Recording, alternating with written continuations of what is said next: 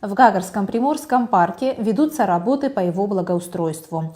Так, за счет средств, выделенных из районного бюджета, уже на стадии завершения работы по укладке плиткой тротуарных зон. Начинается благоустройство и западной части парка возле пристани. В связи с этим торговые павильоны, установленные здесь, были демонтированы и убраны. Их владельцев об этом уведомили заблаговременно. В общем, было демонтировано более 10 торговых павильонов.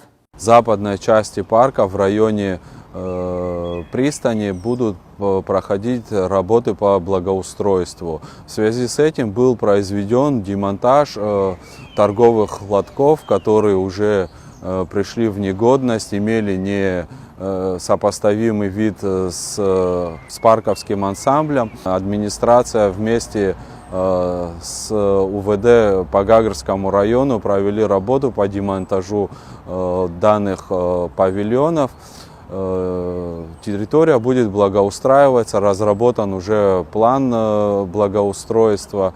В скором будущем приступим к работам. Как отмечает заместитель главы администрации Гагарского района Дамур Цишба, руководство района владельцам этих павильонов будет предлагать альтернативные места для ведения торговой деятельности в курортный период.